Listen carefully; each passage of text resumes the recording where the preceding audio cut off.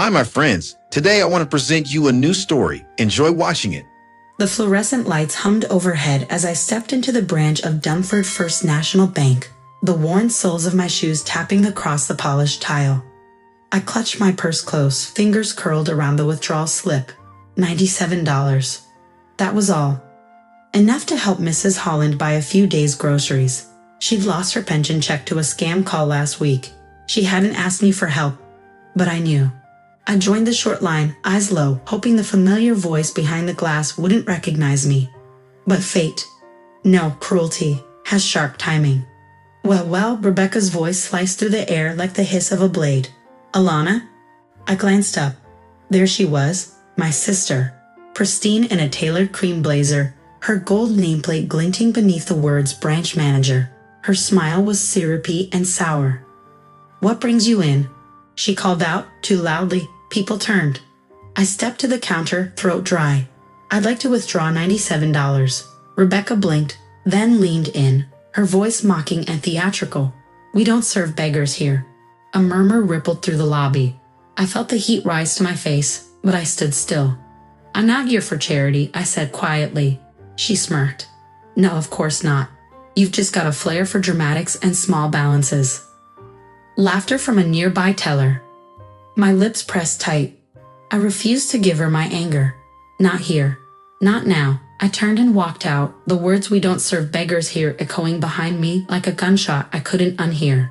Outside, I paused under the bank's awning. Rain began to fall in soft sheets, cold and persistent.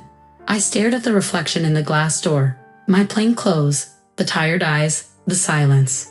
I'd swallowed this treatment for years. From Rebecca. From all of them. Christmas insults. Wedding snubs. Quiet condescension carved into every glance. But today would be different. I walked away slowly, like nothing mattered. But deep inside, something had shifted. Something that had been waiting, calculating, in silence. She thought she was humiliating a beggar. She didn't realize she'd just awakened an owner. Back home, I laid the receipt on the chipped kitchen table and stared at it. $97 denied. Not because it wasn't there. I had just enough in that account. But because humiliation had always been Rebecca's favorite currency. I walked to the bedroom, my closet groaned open. There, pushed to the far corner, hung a crimson satin dress, slightly wrinkled, still carrying a faint scent of lavender. I hadn't worn it in years. Not since that Christmas Eve when Rebecca stood on our parents' staircase, glass of wine in hand, and said, "Why does Alana always dress like she's pretending to matter?" I stepped into the dress slowly. The silk clung to me in defiance. A reminder. A signal. In the mirror, I no longer saw the girl who stayed silent. I opened the nightstand drawer and pulled out the old phone. Burnt orange plastic. No contacts, no apps, just purpose. I kept it for one reason. And that reason had just spoken through Rebecca's sneer. I dialed. A pause. Then a man's voice answered, calm, clipped. Confirm identity. T. Carroll, I said. My voice didn't tremble. Initiate Operation Red. Silence. Then, understood. Full extraction. Immediate. I clicked off and held the phone in my palm a moment longer. The world knew me as Alana Royce, sister to a regional bank manager with a venomous tongue. But in the eyes of 7 shell corporations, offshore trusts, and encrypted firewalls, I was T. Carroll, majority stakeholder of Freedom Fund, a private equity monster with $1.7 billion in assets, scrubbed of personal ties. The very fund Rebecca's bank had begged to partner with for years. Now they feel its teeth. I turned to the laptop sealed in its case. Untraceable. Air-gapped. I powered it on, my fingers steady as I logged in. One keystroke. Withdraw all, redirect. Some weapons don't roar when fired. Some click.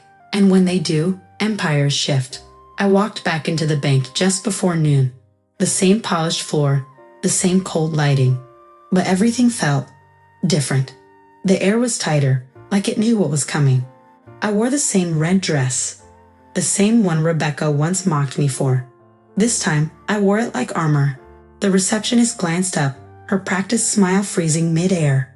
I'm here for a private transaction, I said calmly, sliding a sleek black folio across the desk. Name, Shell Code Holdings. Executive authorization. Tier 1 clearance. Her fingers hovered, then clicked.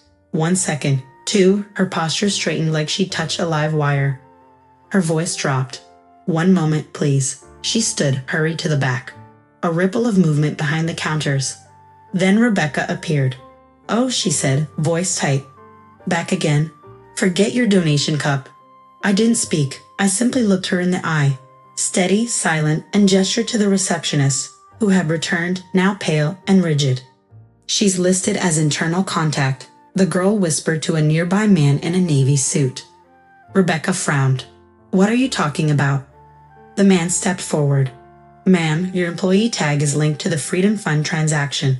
This is a Tier 1 security case. We're initiating immediate audit protocol. Rebecca blinked. Wait, what? I watched her confusion calcify into fear. Her eyes darted between me and a security manager. Who the hell are you? She demanded, voice cracking. I tilted my head. Someone you once called a parasite. Behind her, a red light blinked on the security console. The vault doors froze. Staff phones locked. A regulatory lockdown had begun. Rebecca's face turned sheet white. I smiled, just barely. Checkmate hadn't even started. Rebecca, step away from the client. The compliance officer's voice cut through the room like glass. 2 uniformed internal auditors entered, followed by a man in a dark gray blazer, Senior Risk Operations. Their arrival silenced the lobby. I don't understand, Rebecca stammered, backing toward the counter. This is a mistake. She's nobody. Her folio carries Shell Code Holdings executive credential, linked to Freedom Fund, the gray blazer man said flatly. A flagged $1.7 billion transfer is underway, and you are listed as the Internal Relationship Officer of record. Rebecca looked like she'd been slapped. No, that's not possible. I would have known if. You didn't, I said softly. That's the point. She turned to me, eyes glassy. Alana, please. Whatever this is, stop. You can't destroy me like this. I stepped closer. Her breath caught. You did that all on your own, I replied, voice calm. This is just the consequence arriving. Late. A sudden chime echoed. The vault locked with a metallic thud. Lights dimmed. The bank was officially in regulatory lockdown. Rebecca's knees buckled. She collapsed right there on the floor, clinging to the hem of my dress. Don't do this, she whispered. Please, I'll lose everything. People watched. Phones recorded. And still, I didn't look down. Escort me to the executive suite, I said coolly to the man in the gray blazer. Yes, ma'am. He opened the secured door. I walked through it without a backward glance, the sound of my sister sobbing behind me echoing like a song long overdue. The executive suite overlooked the city skyline, glass walls, polished steel, and silence thick as velvet. I took my seat at the long mahogany table, the same one where deals were made in hushed tones. Today, it was mine.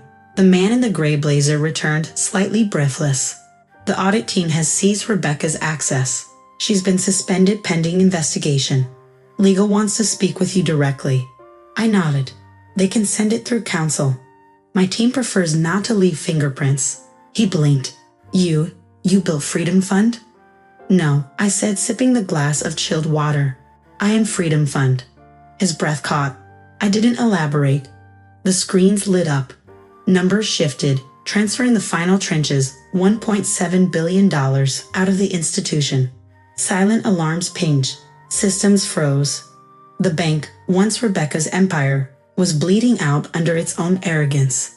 I stood up, straightening the red dress, my armor, my history, my warning.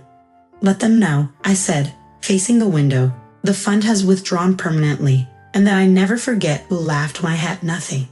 As I exited the suite, I passed Rebecca in the hallway, seated on a bench, wrists trembling, face blotched with humiliation. Her eyes met mine, haunted, hollow. Why, she whispered. You could have just walked away. I did, I replied, pausing. But then you spat on the ashes. I left her there, no final blow, no grand revenge speech, just silence. That was louder. At home, the wine was cold. I stepped onto my balcony, city lights flickering below. I set the folio down beside me. I regained my dignity with the help of a quiet, destructive force. Friends, what do you think of this story? Write your opinion in the comments. Would you like more stories? Don't forget to subscribe and hit the bell button so you don't miss any videos. See you tomorrow.